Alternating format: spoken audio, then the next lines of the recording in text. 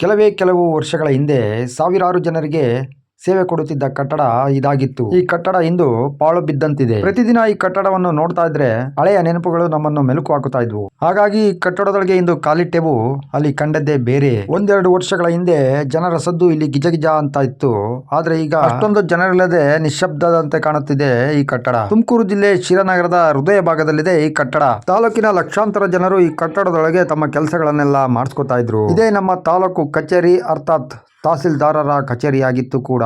ಇಂದು ಅನಾಥವಾಗಿ ಪಾಳು ಬಿದ್ದಂತೆ ಕಾಣ್ತಾ ಇದೆ ನಮ್ಮೆಲ್ಲರ ಕಣ್ಣಿಗೆ. ಏನೇ ಆಗ್ಲಿ, ಕಟ್ಟಡದ ಹಳೆಯ ನೆನಪುಗಳನ್ನ ಮರೆಯಲು ಸಾಧ್ಯ ಇಲ್ಲ. ಈ ಕಟ್ಟಡದ ಒಂದೊಂದು ಜಾಗವೂ ಸಹ ಒಂದೊಂದು ಕೆಲಸದ ಹೆಸರೇಳುತ್ತೆ. ಶಿರಾನಗರದಲ್ಲಿ ಎಲ್ಲ ಇಲಾಖೆಗಳು ಒಂದೇ ಜಾಗದಲ್ಲಿ ಇದ್ದಿದ್ದು ಇದೊಂದೇ ಕಟ್ಟಡದಲ್ಲಿ.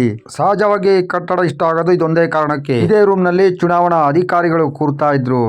ತಾಲೂಕಿನ ಎಷ್ಟೋ ಜನರಿಗೆ ವೋಟರ್ ಐಡಿ ಆಗಿದ್ದು ಕೂಡ ಇದೇ ರೂಮ್ನ ಜಾಗದಲ್ಲೇ. ಈ ಚುನಾವಣಾ ಅಧಿಕಾರಿಯ ಕಚೇರಿಯ ಪಕ್ಕದಲ್ಲೇ ಆಹಾರ ನಿರೀಕ್ಷಕರು ಕೂರ್ತಾ ಇದ್ರು. ಈ ಆಹಾರ ನಿರೀಕ್ಷಕರನ್ನ ಹುಡುಕಿಕೊಂಡು ತಾಲೂಕಿನಾದ್ಯಂತ ಎಷ್ಟೋ ಜನರು ಬರ್ತಾ ಇದ್ರು. ಇದರ ಪಕ್ಕದಲ್ಲೇ ಸಹ ಅಬ್ಕಾರಿ ಇಲಾಖೆ ಕೂಡ ಇತ್ತು. ಇಲ್ಲಿಂದಲೇ ಅಬ್ಕಾರಿ ಇಲಾಖೆ ಎಲ್ಲ ವೈನ್ ಸ್ಟೋರ್ ಗಳನ್ನ ಮ್ಯಾನೇಜ್ ಮಾಡ್ತಾ ಇತ್ತು.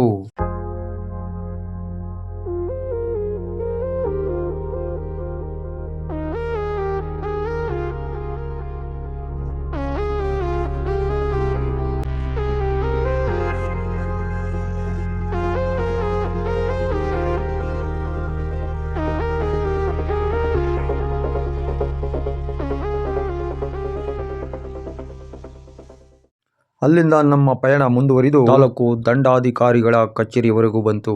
ಇದೇ ನೋಡಿ ತಾಲೂಕು ದಂಡಾಧಿಕಾರಿಗಳ ಕಚೇರಿ. ಹಿಂದೆ ಇಲ್ಲಿ ಸಾವಿರಾರು ಜನರು ತಮ್ಮ ಕೆಲಸಗಳಿಗಾಗಿ ತಹಸೀಲ್ದಾರ್ ಅವರನ್ನು ಕಾದು ಕುಳಿತಿದ್ದ ಜಾಗ. ಹಾಗೆ ಇಲ್ಲಿಂದ ಮುಂದೆ ಬಂದ್ರೆ ಪಡಸಾಲೆ ಅನ್ನೋ ಒಂದು ವಿಶಾಲವಾದ ಜಾಗ. ಇಲ್ಲಿ ಎಲ್ಲ ಕಂಪ್ಯೂಟರ್ ನಲ್ಲಿ ಜನರಿಗೆ ಬೇಕಾದಂತಹ ಕೆಲಸಗಳು ನಡೀತಾ ಇದ್ವು. ಹಾಗೆ ಒಂದಷ್ಟು ಮುಂದೆ ಹೋಗ್ತಾ ಇದ್ರೆ ಈ ಕಟ್ಟಡ ಇಂದು ಶಿಥಿಲಾವಸ್ಥೆಗೊಂಡಿದೆ.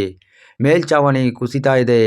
ಏನೇ ಆಗ್ಲಿ, ಈ ಕಟ್ಟಡ ತುಂಬಾ ಅದ್ಭುತವಾಗಿ ಇತ್ತು. ಇಲ್ಲಿ ಸಾವಿರಾರು ಜನರು ಬಂದು ತಮ್ಮ ಕೆಲಸಗಳನ್ನ ಮಾಡ್ಕೊಳ್ತಾ ಇದ್ರು. ಆದ್ರೆ ಈ ಕಟ್ಟಡ ಇಂದು ಶಿಥಿಲಾವಸ್ಥೆಗೆ ಬಂದಿರೋದನ್ನ ಕಂಡ್ರೆ ನಿಜಕ್ಕೂ ಮನಸ್ಸಿಗೆ ಬೇಸರ ಆಗುತ್ತೆ. ಒಟ್ಟಿನಲ್ಲಿ ಕಂದಾಯ ಇಲಾಖೆಗೆ ಸಂಬಂಧಪಟ್ಟ ಎಲ್ಲ ಕಡತಗಳು ಇಲ್ಲಿ ದೊರೀತಾ ಇದ್ವು. ಪಾಣಿ, MR, EC, RR5, RR6 ಇನ್ನು ಮುಂತಾದ ದಾಖಲಾತಿಗಳು ಸಹ ಇಲ್ಲಿ ದೊರೀತಾ ಇದ್ವು. ಎಲ್ಲ ಒಂದೇ ಜಾಗದಲ್ಲಿ ಸಿಗ್ತಾ ಇದ್ದಿದ್ದು ನಮ್ಗೆ ಖುಷಿ ಆಗ್ತಾ ಇತ್ತು.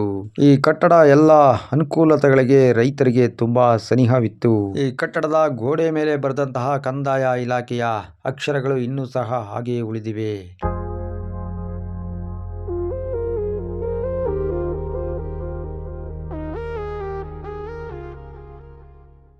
ಈ ಕಟ್ಟಡದ ಆವರಣದ ಒಳಗೆ ಗಿಡ ಗೆಂಟಿಗಳೆಲ್ಲ ಬೆಳೆದು ಕಟ್ಟಡ ಶಿಥಿಲಗೊಂಡಿರುವುದು ಎದ್ದು ಕಾಣಿಸ್ತಾ ಇದೆ. ಇದು ಈ ಕಟ್ಟಡದ ಮುಖ್ಯ ದ್ವಾರ. ಹಾಗೆ ಇಲ್ಲಿಂದ ಸ್ವಲ್ಪ ಮುಂದೆ ಬಂದ್ರೆ ಇದು ಸಬ್ ರಿಜಿಸ್ಟರ್ ಕಚೇರಿಯಾಗಿತ್ತು.